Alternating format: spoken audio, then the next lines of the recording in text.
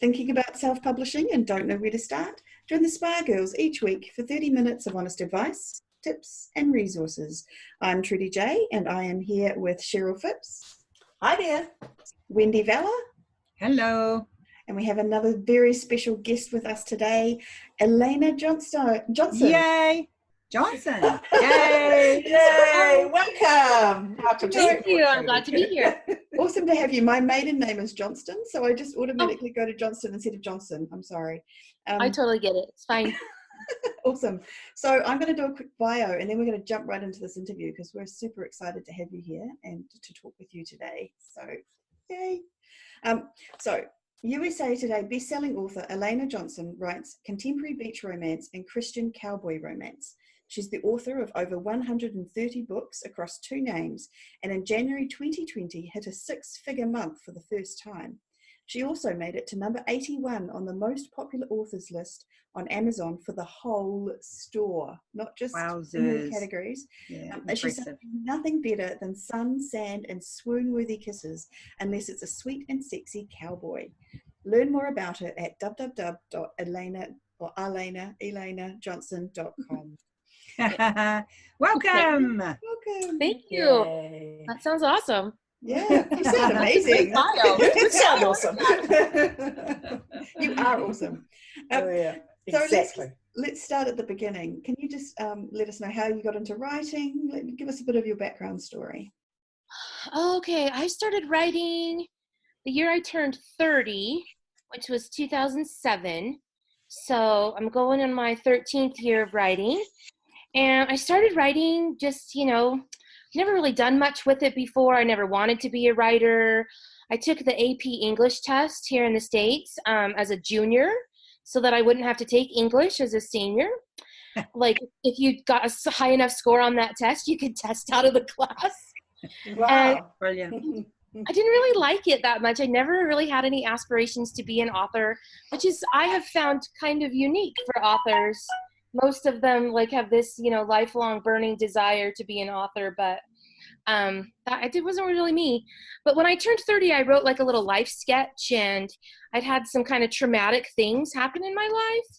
And so it was really kind of cleansing and healing to kind of write it all down. And I don't really have a perfect life. Maybe you do or other people do, but I don't really have a perfect life, and I have a good life. But I found that I could take some of the things that I struggled with or that I saw my loved ones struggling with, and I could put those into people on the page and kind of breathe those conflicts and things into them and out of me. Wow. And then those people could deal with those things in a safe space. And by the end, they had overcome them. It was amazing. Yeah. And I was like, oh my gosh, I want my life to be a book. I see them struggling with these things and then they overcome them at the end. And especially that really drew my heart to romance, because I really feel like that lends itself really well to romances. We start out with these kind of flawed characters and they struggle with things and all kinds of different things, trust issues, or even just things within themselves. And by the end, they overcome them. And so I just really love that. And I hope that that will be my life too, that by the end of my life, I will have overcome some of the things that are just kind of personal demons for me or situations that are hard for me to deal with. And I pour that into my fiction. And so that's why I've kept writing, is because it's just been so almost therapeutic for me, and I've really enjoyed that. That's awesome. That's brilliant. Story. Writing is really therapy. good story. Yeah. What made you choose the 2 genres that you picked? So you're definitely romance, but what made you pick? Okay, so when I started, I signed with an agent in 2009, and I had written a young adult dystopian novel in the vein of The Hunger Games or oh my gosh, I can't think of the Maze Runner. The Maze Runner. That's what I wrote. And it's called Possession, and it's still for sale, and you can still buy it. So I got an agent. Self-publishing wasn't really a thing in 2009. Got an agent. We sold that book to Simon & Schuster. We sold a trilogy to them. And so I started, and that book came out in 2011. So that was my first published book. And then I had one in 2012 and 2013. And the traditional publishing industry was really rough. It was really hard for me. I got kicked around a lot, and I don't want to blame it on them, but it was not a healthy, positive place for me to be and to continue to try to be. And so I started doing some self-publishing with a couple of novels that had gone to acquisitions at houses. People wanted to buy them, and you've got to get past so many people at a traditional house.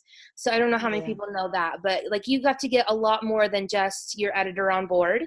So the editor loved it, but the sales department didn't love it, or the art department didn't love it, or her boss didn't love it, or whatever.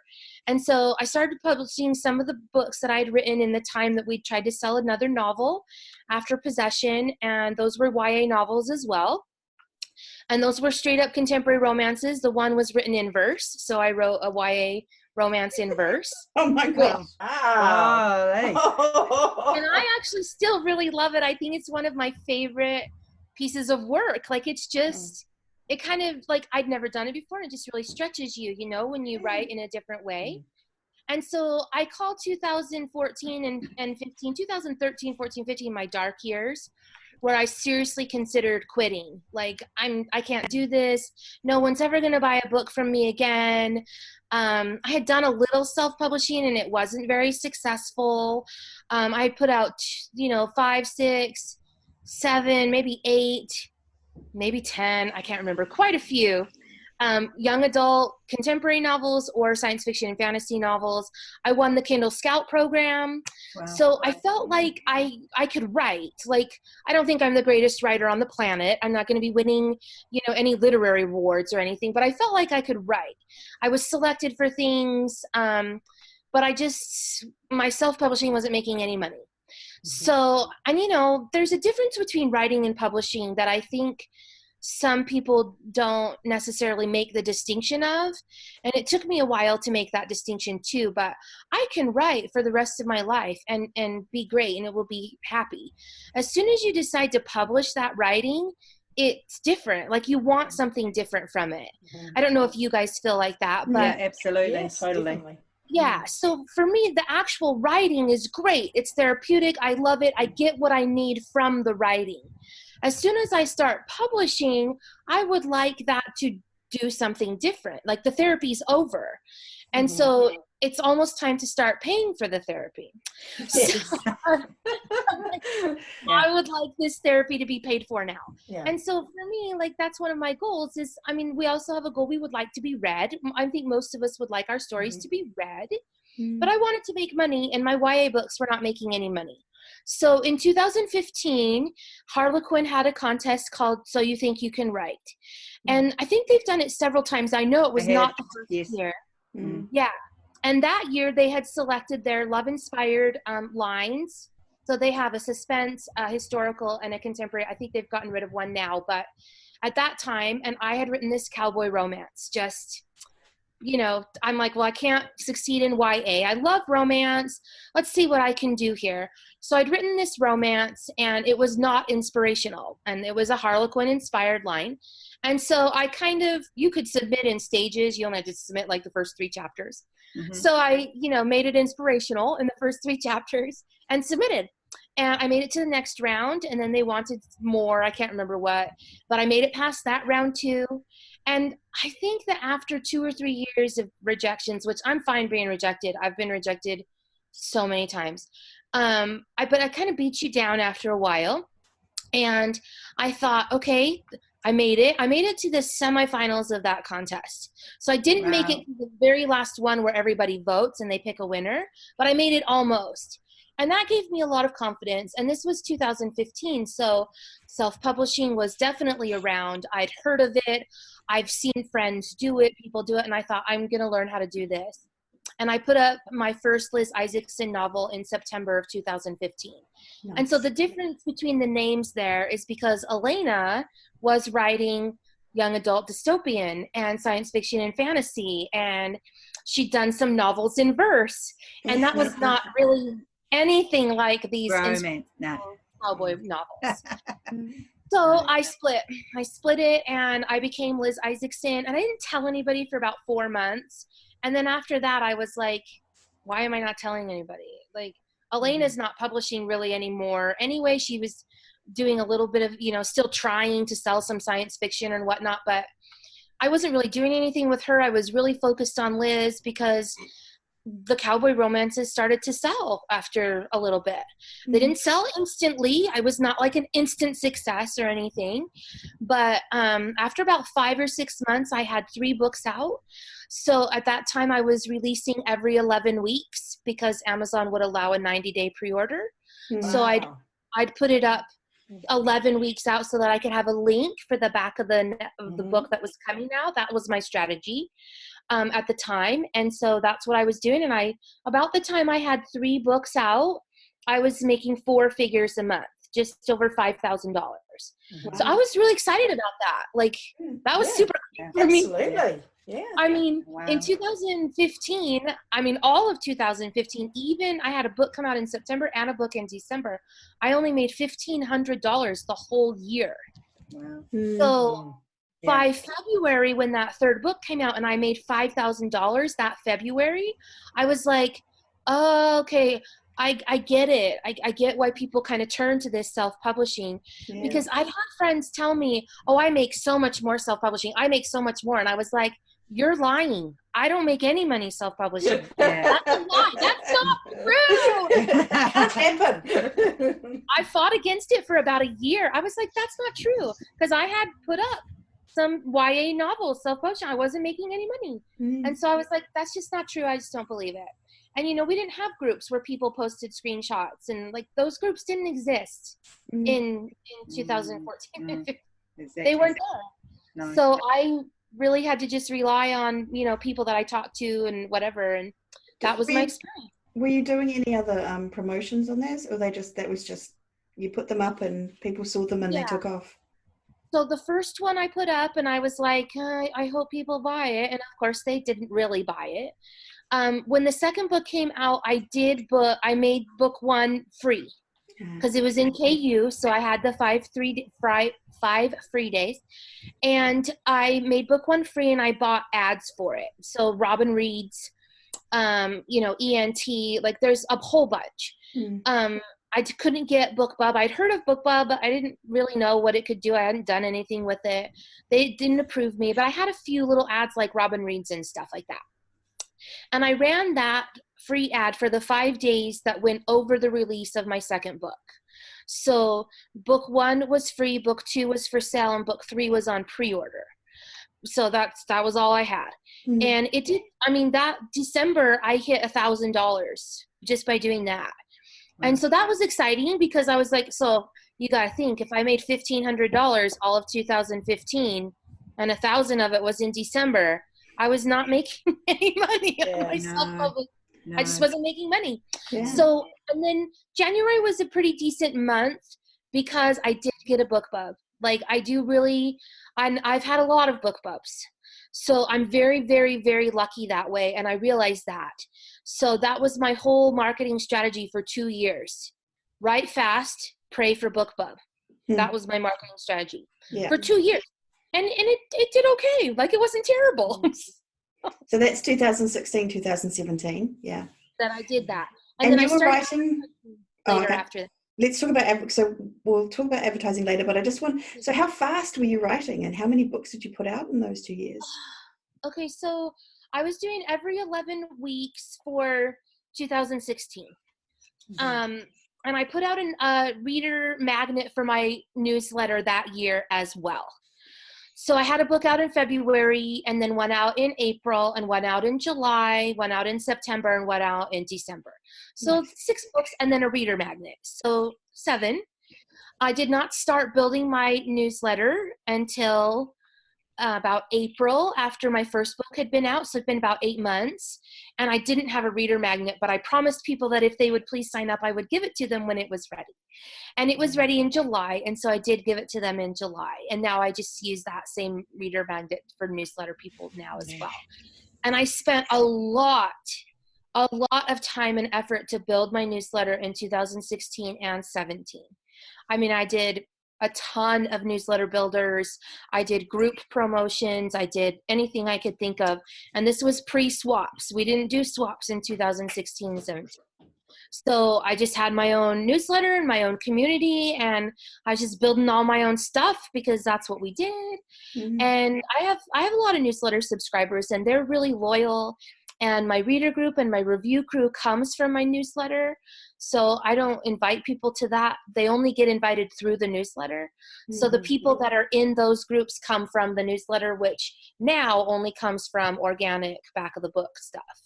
Right. But for a couple years there, it was just, build as much as you can because this is how you're going to sell books. And it worked well for me at the time. So that really did work well for me. Yeah, that's awesome. So the same kind of schedule in 2017, like you writing a book so no, and I didn't track my word count back then, so I wish I did. I didn't start tracking my word count until 2018. And when someone asked me to teach a class on productivity, and I was like, well, I better figure out what I do, right? I mean, I know what I do.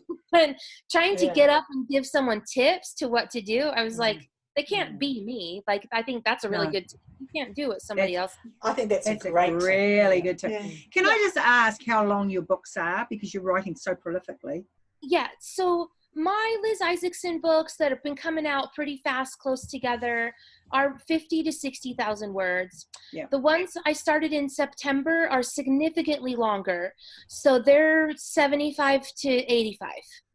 For me, that's significantly longer. So I just finished the last one in that series, and it was 84,000 words. I wrote it in 10 days. Wow. Okay. I don't know how. So you better tell us how you wrote that. How do you do that? Tell us your productivity. I mean, I'm a fast writer, but wow. Yeah, you didn't sleep. You're a vampire, right? This is what you're going to tell us. I do sleep. I tell people I take a nap every day. Between 3 and 4 is nap time, so don't bother me between 3 and 4. Good to know. My son used to get off work at 3:30, and he'd come in and want to talk to me when we got home from work, and I'm taking a nap every day. He's like, why are you taking a nap? I'm like, this is what I do. Anyway, Joel, leave me alone. I never had to explain myself for my nap time, okay? But my adult son moved in with us for a few months. He's gone now again, but he was like, why are you napping? I'm like, this is what I do, okay? Anyway, so for me, there's a lot of factors that go into writing a book that fast. Number one, this was book 7 of a 7-book series. So by the time you've spent that much time in a world, you know the world. I don't need to stop and think to myself, what should I have them do? Where should I have them go? What are the names of places? I don't have to do any of that. Everything is really established by book 7. And really, my main concern is tying up the world, right? As I tie up the characters and their own story and all of that.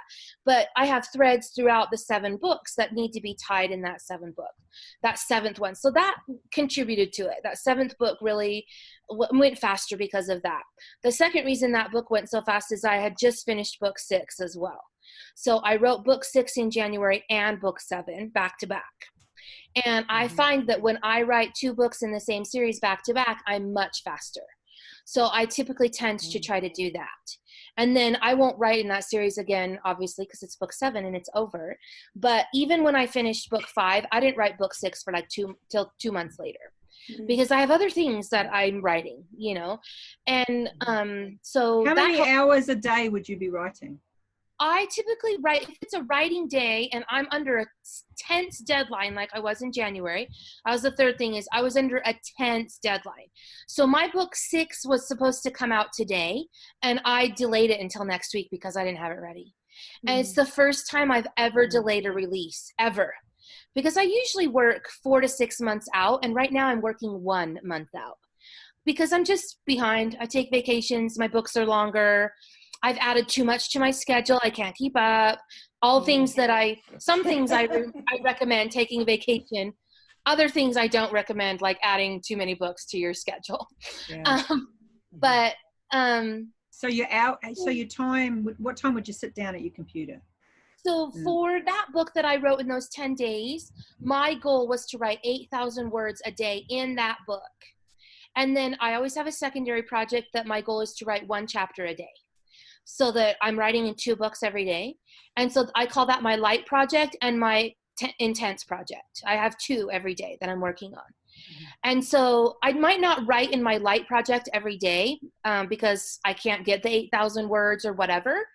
But then when that intense project is done, my light project becomes my intense project. And I'm 15 to 20,000 words into it. And I can intensely finish that in 1 week because I need 40,000, 50,000 more words. I can do that in 6 days. Wow. So for me, I really like that. I really like that concept. Yeah, I do too. I like the concept But are you of writing typing one. this or are you dictating? I do all typing. So I get on the Okay. treadmill every morning at 8 and I work out for an hour. And from 9 to 10, I check on all my ads and I pull all my data. And that if I need to set up new ads, that's when I do it. If I need to turn ads off, that's when I do it. And my goal is that 10 o'clock in the morning, I'm at the computer. And Right. I write until 12:30. So I have a really, scheduled writing session there. And a lot of times if I'm distracted or having a hard time, I will set an alarm on my phone and I don't get off the document until the alarm goes off. So that's something that I'm really strict with myself on. I didn't used to have to do that, but in January I did. I just had a month where I was like, I don't really want to do this this month. And so I would set an alarm on my phone and be like, I'm not looking at anything until that alarm goes off. I silence my phone. I silence all my notifications, not looking at this. I've got 2.5 hours. Let's see what I can do. And in 2.5 hours, I can write about 6,000 words. So that's almost my whole goal for my intense project. I break at 12:30. I eat lunch. That's when I would shower if I shower. I don't shower every day. And I used to have Thanks for sharing. Hashtag right as life. I used to have really bleached hair, and you can't wash it every day. So No. it's still heavily dyed, and I just don't wash my hair every day. And then about 1:30, I'm ready to get on again. I'd like to have another writing session before junior high pickup.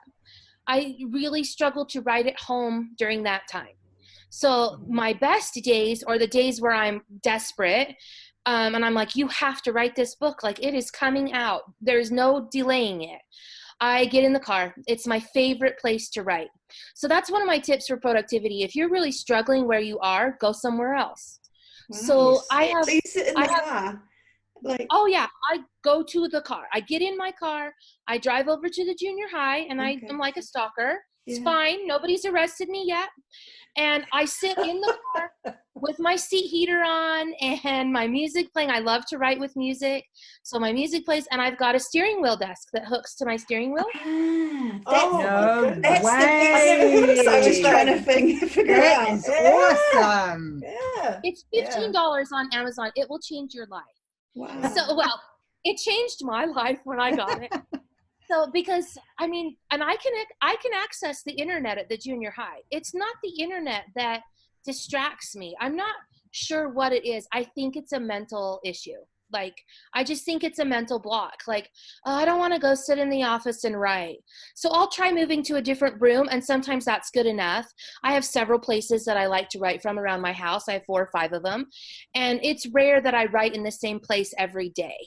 I don't really like to write in the same place every day. So I try to really switch that up and just, surround myself with different things every day. But the car is by far my favorite place to write. So I'll go over to the school. I leave around 1:30. I go over there, and my daughter gets done at 2:45. So that gives me about an hour, a little bit more. I'm only 5 minutes from the junior high. And I'll get there, and I get set up, and I get my music going, and I'll set up with my steering wheel desk, and I'll write for an hour. And in that hour, I can get 2,500 to 3,000 words. Mm-hmm. So if I'm really focused, in those 3.5 hours, I've written my 8,000 word goal in my intense project, and it's 2:45 p.m. Nice. So my goal at that point, this is where I'm trying to get to. I'm still working on it. But my goal at that point is to be done for the rest of the day. I don't want to work 14 hours a day. I used to work 14 hours a day when I was teaching elementary school, and then I'd write at night, and I'd get up early in the morning and write before school. And I'm like, I don't want to work 16 hours a day. That's why I retired.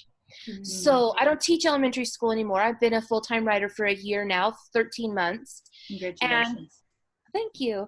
And I would like to not work 14 hours a day. Like, the thing is I find a lot of joy in work. So for those of us who find a lot of joy in working, and we're very motivated to work because we can see some of the money coming in, I have a hard time going, it's okay to not work tonight.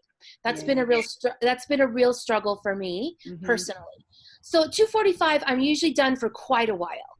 I just have one daughter left at home, and she's home for the day, and I talk to her. She's 15, so she needs a person there with her. You never know what's going to happen. And I drive her to some lessons and things like that. And when she's at lessons, I'm on the steering wheel desk writing. So, and if I'm not writing, I'm doing something else. I might be formatting a book, but I usually work during any lessons that she has because she doesn't need me to come in. So that might be another hour during voice lessons or whatever. She's got an hour-long voice lesson every week, and an acting class that she goes to every week that's 2 hours. So I just sit in the car and wait and get on the steering wheel desk. So those are good productive times for me as well. And I love the idea of the steering wheel desk. I mean, it's just like, what? I love it. Such a thing. And if the car isn't your place, then maybe the coffee shop is, or something. For me, I really need another place, and so it's the car. My place is the car. My happy place is the car. So it might be something different. I have to ask you about your hands. How do your hands cope with that amount of writing? Yes, they do.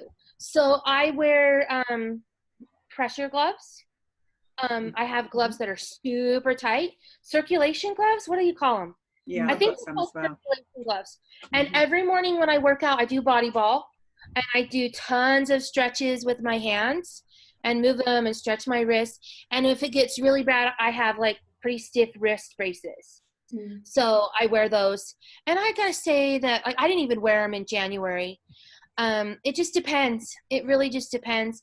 I think a lot of times if I'm not eating great, it's worse.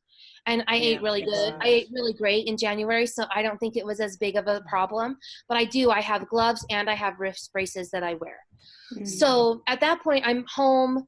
I might make dinner. I got a meal kit service that I got started getting delivered so that I wouldn't eat out so much. I make dinner 3 times a week now. It's just me, my husband, and my daughter. So it's not like I need a lot of food. And then, by about 6, that's it. Like I'm into the evening. It's just the 3 of us. I could literally get back on the computer and work for 5 more hours. And sometimes I do, and sometimes I don't. But I do try to have one night writing session so where I can get that bonus chapter in my light project. So that's my goal, is to get my 8,000 words in my writing sessions during the day, and then my bonus chapter in my light project at night. And sometimes I can't. Sometimes I'm writing until 10 o'clock at night trying to get the 8,000 words.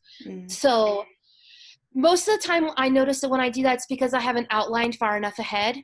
So I was going to ask, that was the next question. Yeah, how much do you outlining? outline? I think if you want to write fast and increase your productivity, outlining is probably top 3 things that you need to do. So I outline all of my books. Sometimes not from beginning to end. That's my biggest issue, is usually from beginning to midpoint, for sure. I do all my character development. I name all my pets.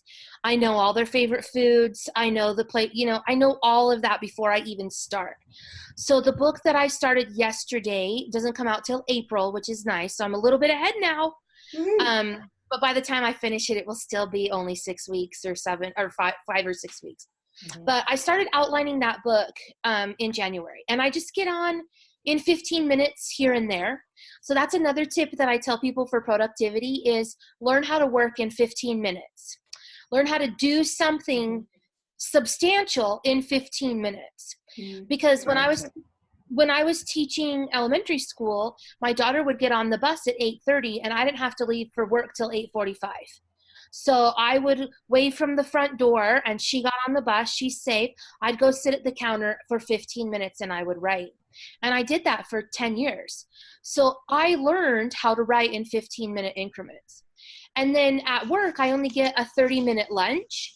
And so I could heat something up quickly, go to the bathroom quickly, and I could write for 15 minutes. So I learned to write for those 15 minutes. And I'd go pick my son up from junior high after that. I got done teaching at 2:15. He wasn't done till 2:45. I'd sit there from 2:30 to 2:45 and I wrote. So by the time I got home from work, I'd almost written for a whole hour in just 15-minute chunks. Yeah, that's right. And so for me, I really learned to write like that. And so for me, 15 minutes, I'm like, I can get so much done in 15 minutes. I can write a whole scene. That's 1,000 words in 15 minutes. If I know what the scene is, like if I've outlined it and I know my people and I know what's coming next, I can write it. So another tip I have for increasing your productivity is I constantly leave notes for myself 4 to 5 chapters ahead. So when I finish a chapter, I stop for a minute. I'm like, nice job, you just wrote a chapter. What comes in the next chapter? Well, I've already left myself notes. And so I know the outline, I know this, like the place I'm driving to, but I don't know how I'm going to get there because I like to pants as well. I like the freedom to go where I want, but I know that I'm going to wind up at point 1. However I get there is fine, but I need to be at point 1 on page 50 or whatever it is. So how I get there is just notes to myself in the actual document. And so I look at it, I go, oh yeah, this person's narrating this chapter. This is what's going to happen. I look at the next chapter. Oh yes, I'm going to be back to my hero. He's going to do this. And I look at the next chapter. I'm like, okay, now this just happened in the chapter I wrote. So now I know that this is going to happen here. And I leave myself some notes. They're basically just ideas. This could happen in this chapter based on what you just wrote. And sometimes I can go 5, 6, 7 chapters ahead. Sometimes I'm only 3 or 4. But no matter what, when I open my document, no matter where I am, I have ideas and notes for what to do next. So I don't have to back read. I don't ever read what I've already written. That takes too much time. Do you write in Scrivener? Nope. I just open a Word document and start on page 1. Wow. Okay. Yeah. I know. And your outlining process, is that like you have a spreadsheet set up, or you have a? Yes, I have a massive spreadsheet in Excel that grows with each book that I create in a series. So the first page is Jamie Davenport's Save the Cat outline for romance. And I used to use that heavily, and then I found a different one that I liked better. I can't remember where I got it, but basically. No, this is something different. Sorry. My second tab over is all my character work. So I have my hero and my heroine next to each other, and I list everything about them. And then over on the side of that, I create the whole world. So every time I put a place in a book, it goes in there. Every time they go to a park that has a name, it goes there. Every time I introduce a secondary character, the baker, the bank teller, it goes in the spreadsheet. So next time I need somebody to go to the bakery, I don't have to think about what I named them. I don't have to go back to book 2 where they were mentioned. I just go to the spreadsheet. It becomes a world Bible. A series Bible. And then the next one over is usually a map because I write ranches. And so I want to make sure I know where all the barns and things are. So I usually create a map for myself and I just color the squares and I type horse stable or whatever. And then the next one over is the Gwen Hayes beats. I love Romancing the Beat by Gwen Hayes. And she's got hers split up basically into 4 acts instead of 3 with all these different beats, like the no way beat and all that kind of stuff. And so I fill that out pretty religiously from beginning to midpoint for every book. And if I'm really feeling the book, it's a later book in the series, I can go all the way to the end. So I know how they're going to break up. I know the 2 pinch points. I know the midpoint. I decide where the midpoint's going to happen. I know who's going to do the grand gesture. I know all of that already. And so I write all of that there. And then also in that spreadsheet is where I add notes for future books. As I write the book I'm writing, like, oh my gosh, this guy would be a great hero for book 4 or book 5. He's a secondary character right now. He'll become a main character later. So all those notes get taken in there. And then lately I've been writing families of brothers or families of brothers and sisters. And I'll have another tab in that spreadsheet that is all family details. All their names, all their ages, parents, grandparents, where they're from, what they do for a living, who their love interest is, family traditions that they do. I create the whole family right there in the spreadsheet. Wow. So I do all of that. Basically, your organization allows you to write the way you do. Yes. And you're uber organized so that you just, when you sit down, all you do is write. Yes. So when I sit down to write Really from 10 impressive. to 12:30, I am writing. Yeah. I'm not researching. I'm not naming a baker. I'm not trying to decide the name of a restaurant. I've used all the name generators to name the fancy cabin they go to for, their first date or whatever. I've already done all that work. And I do most of that work in little 15-minute blocks. Yeah. So if my husband's like, let's go watch Project Runway, I'm like, sweet. I can watch Project Runway without staring at it. So I can open. I'm the same. Yeah, I can do that. I can open my series, my spreadsheet, and I can start to develop the world and develop the characters and think about the story. And I do that for 15 or 30 minutes. And then I might format a book that's coming out. And I use Vellum and it takes 15 minutes. So those little 15-minute chunks of time are super important, I think, if you want to be more productive. And so that's one thing that I tell people is stop telling yourself that you need 4, 5, 6 hours of complete silence in an office with the door locked, the doorbell rings, everything's blown wide open, and you're done for the day. Stop telling yourself that. You're setting yourself up to fail, aren't you, if you do that? Oh yeah. Because life's not like that. No. Yeah, I've had so many people tell me, oh, I can't do it unless I have a 2-hour block. And I'm like, well, that's fine. That's fine. Because another thing I tell people is track yourself. Track yourself for 30 to 60 days and identify how you work. When are you most productive? How fast can you write? How much time in your schedule do you have? And then make it work for you. I used to write, and from 9 p.m. to 11 p.m. at night, that's when I wrote. I had a day job. I had little kids. I had family. And you know what? My most productive time is still 9 to 11 p.m. Wow. My body and mind still wants to write from 9 to 11 p.m. I really, really struggle to get on the computer in the morning. Really? And that's so interesting. I would say 50% of the time I don't write from 10 to 12:30. I want to. I have good intentions of doing it, but really I only do it when I'm under a very strict deadline. Most of the time I write in the afternoon and I write at night. That is when I write. So when you see advice in groups, it's like, sit down, butt in chair first thing in the morning before anything else. I'm like, only if it works for you. Yeah. So, but I'm far enough along in the process now to have confidence in myself to say I'm still a real writer, even though I write at night. Yeah. So I had years where I thought I was a complete failure because I didn't write in the morning like everybody else and like you were supposed to. So I must not be a real writer because I didn't write first thing in the morning before I checked my email. Isn't it funny the stories we tell ourselves? I'm not a real writer because I don't write it the first thing. It's not a one shoe fits all, but that's actually really hard to learn when you're very first starting because there is so much that you take. I think it's a few years on that you actually understand what it is to be a writer.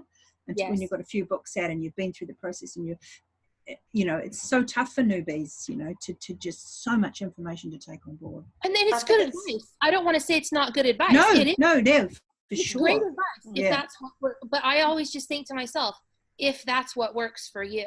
Yeah. But I think that a lot of people, new writers, maybe even some seasoned writers, they don't even really know what works for them because they've never sat down to track it. So I started tracking every day. I wrote how many words I wrote and what I did that day very fast.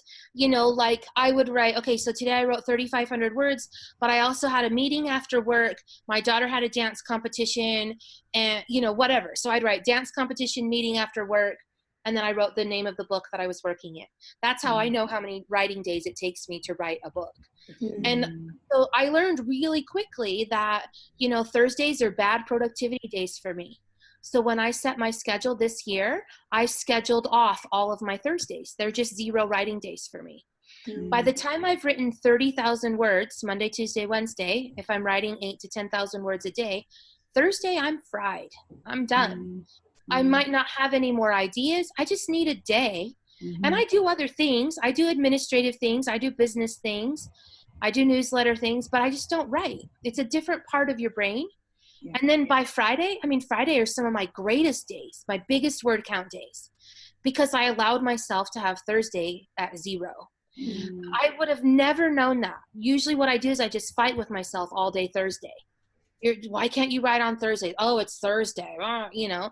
And finally I Trudy's was a little bit like that. Trudy's a little bit like that on Mondays. She there doesn't you do go. Mondays. She checks out on a Monday. I do Mondays. I just don't like to do meetings first thing in the morning. No, but what I mean is referring to. But anyway. Yeah, but you don't like Monday mornings, and that's okay. I'm a little bit like that every morning, to be fair. Yeah. So I just think when I started tracking it, I mean, I would leave myself notes like, was really tired today, didn't feel like writing, stared at the TV. So as I looked back over 6 months of keeping track of this, I realized patterns in my own productivity, in my own work, in my own life. And I realized that most of them fall on Thursday. I'm literally staring. I don't even care what's on the TV. I'm just staring at it because I just can't write. So I think that's a good tip. Track it, watch it, and then do what works for you after you know what works for you. And so you're not beating yourself up constantly about it. Instead, you're finding a workaround. So you still get your words down, just in a different way. A different way. Great. And it's different for everyone. That is awesome. Those are some amazing productivity. Oh man, that was such a great podcast. That's awesome. Now, what we've done sneakily is we've invited Elena back for a second episode of the because we just podcast. Want to pick her brains. She's got 100 billion other things. It would be this good.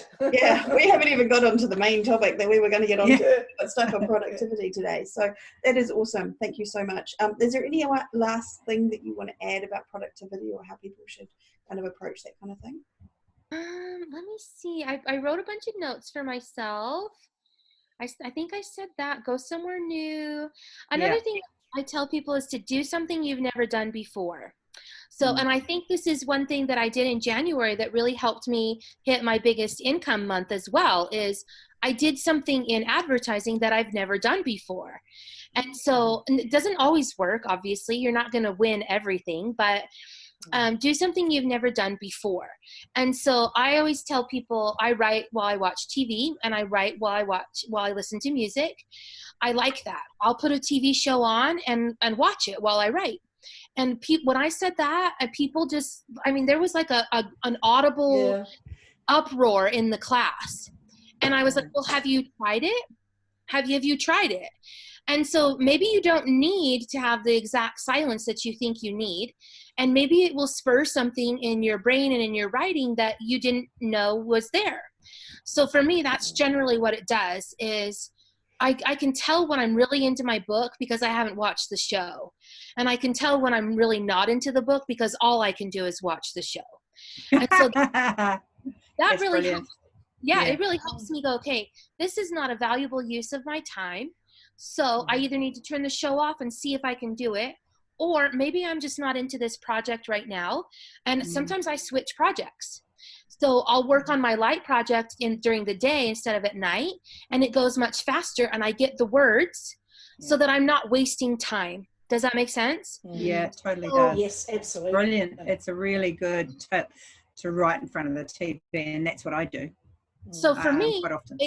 It's almost a barometer. Like I'm really into the book, so I don't even know what's going on Criminal Minds, or I'm so into Criminal Minds because my book is so boring. So maybe I need to switch books, or maybe I just need to turn the TV off. Maybe that really is the problem. Maybe it's just a really interesting episode. Maybe it's like, who knows? But I try something different. I don't just go, oh, well, this writing session is ruined. I try something different. And so, like I said, location changes. The last couple of weeks, I have changed up how I relax between writing sessions. So instead of just, sitting on the counter or watching something or getting on social media is typically how I relax during writing sessions. I got puzzles out. I love puzzles. And I find that while I'm working on the puzzle, my mind can work on the book. So I find myself that after I've worked on that, I can come right back to my book for another writing session, and it goes very quick. So I found that different way of relaxing has helped me increase my productivity as well. Brilliant. So such good tips, eh? What was that? Such great tips, like things you'd never actually think of doing. Right. You know? Just do something different. Yeah. You know, that you don't even know if it will work or not. And if it doesn't work, then you go, I tried it and it didn't work. Yeah. And so try something else. Yeah. That's great advice. No, that's awesome. Thank you so much. Oh, Were you always a brilliant. faster writer, or is this something you've developed over time? I think I developed over time. I think when I was in the traditional industry, you know, you don't have to write very fast. It's a book a year. And I loved writing so much. It was so therapeutic for me that I was writing a lot anyway. And then when typically for me, this is what happened. I don't know if this is for everybody, but I would get edits back from my editor and she'd be like, sorry, they took me so long. I actually need them by Friday. And I was like, okay, well, it's Tuesday. So maybe I could take a day off work. Like, you know, Yeah. and I think I just learned, and that happened to me over and over again. I think I just learned that I needed to be able to work quickly and get things done in a short amount of time. And so I did. And plus, you know, like I said, the 15 minutes before I had to leave for school and the 15 minutes at lunch. Yeah, I those just all add up, eh? Yes, that it trained me to write as quickly as you can during that 15 minutes. You can fix it later. Like just and that's it, isn't it? Just get the words down. Yeah. Like That's it. I mean, sometimes, like, this is terrible. Sometimes I'd be like, I don't have my computer. You know, I don't take my computer over to junior high every day.